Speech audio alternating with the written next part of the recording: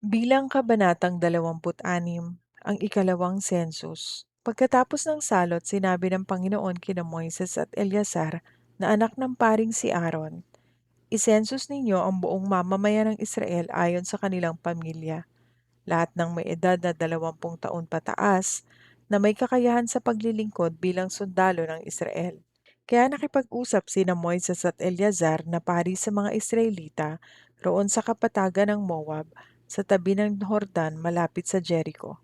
Sinabi niya sa kanila, "Isensus ninyo ang mga taong may edad na 20 taon pataas ayon sa iniutos ng Panginoon kay Moises." Ito ang mga Israelitang lumabas sa Ehipto.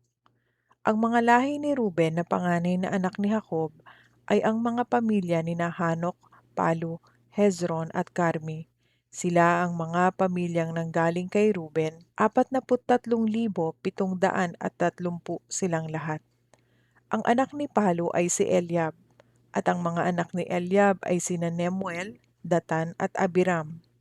Itong sina Datan at Abiram ay ang mga pinuno ng kapulungan na sumama kay Kora sa pagrerebelde sa Panginoon sa pamamagitan ng paglaban kina Moises at Aaron.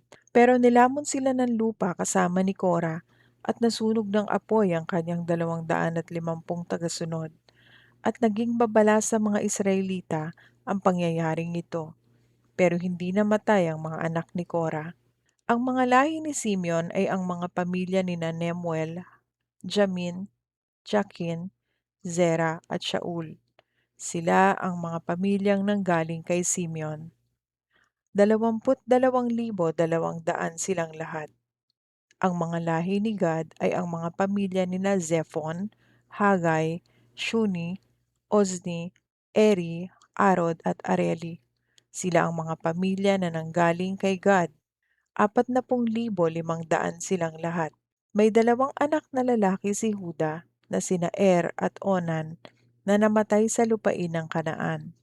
Pero may mga lahi rin naman si Huda na siyang pamilya nina Shela, Perez at Zera.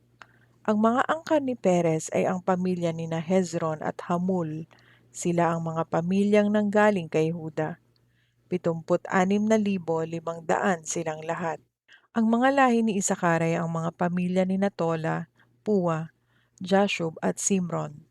Sila ang mga pamilyang nanggaling kay Isakar. 64,300 silang lahat. Ang mga lahi ni Zebulun ay ang mga pamilya ni Sered, Elon at Jalil. Sila ang mga pamilyang nanggaling kay Zebulun. 60,500 silang lahat. Ang mga lahi ni Jose ay nanggaling sa dalawa niyang anak na sina Manase at Ephraim. Ang mga lahi ni Manase ay ang mga pamilya ni Makir at ang anak nitong si Giled. Ang mga angka ni Giled ay ang mga pamilya ni Izer, Helek, Asriel, Shekem, Shemida at Hefer. Ang anak ni Hefer na si Zelophehad ay walang anak na lalaki, pero may mga anak siyang babae na sina Mala, Noe, Hogla, Milka at Tirza. Sila ang mga pamilyang nanggaling kay Manase. 52,700 silang lahat. Ang mga lahi naman ni Ephraim ay ang mga pamilya ni Shutela, Beker, Tahan. Ang mga angkan ni Shutela ay ang mga pamilya ni Eran. Sila ang mga pamilya na nanggaling kay Ephraim. 32,500 silang lahat. Ito ang mga pamilyang nanggaling kina Manase at Ephraim na mga lahi ni Jose. Ang mga lahi ni Benjamin ay ang sambahayan ni Bela, Ashbel, Ahiram, Shufam at Hufam. Ang mga angkan ni Bela ay ang mga pamilya ni Ard at Naaman. Sila ang mga pamilya na nanggaling kay Benjamin. 45,600 silang lahat. Ang mga lahi ni Dan ay ang mga pamilya ni Shuham. Shuhamita ang lahat ng lahi ni Dan. 64,400 silang lahat. Ang mga lahi ni Asher ay ang mga pamilya ni Imna, Ishvi at Beriya. Ang mga angka ni Beriya ay ang mga pamilya ni Heber at ni Malkiel. May anak na babae si Asher na si Sera.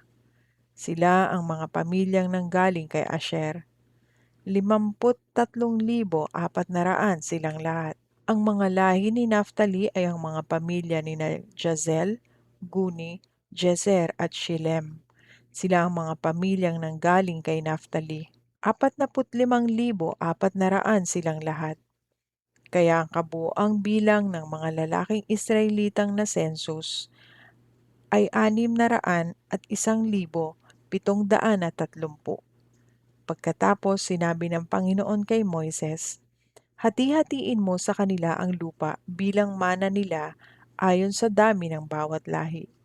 Ang malaking lahi bigyan ng mas malaki at ang maliit na lahi bigyan ng maliit.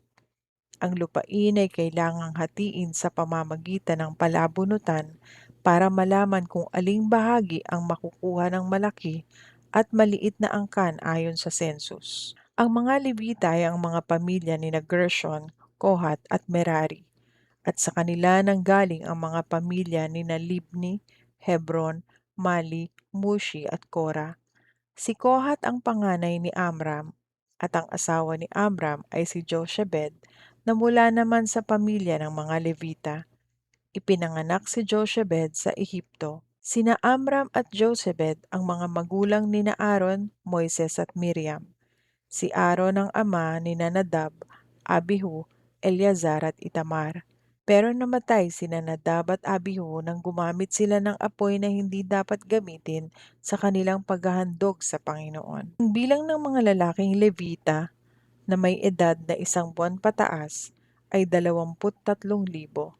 Hindi sila ibinilang sa kabuuang bilang ng mga Israelita dahil wala silang tinanggap sa lupaing minana ng mga Israelita. Ito ang lahat ng mga Israelitang sinensus ni Moises at ng paring si Eleazar doon sa kapatagan ng Moab sa tabi ng Hordan malapit sa Jericho. Wala ni isang natira sa mga kasama sa naunang census na ginawa ni na Moises at Aaron sa ilang ng Sinai, sapagkat sinabi noon ng Panginoon sa kanila na tiyak na mamamatay sila roon sa ilang, at walang makakaligtas sa kanila maliban lang kina Caleb na anak ni Jephunneh at Josue na anak ni Nun.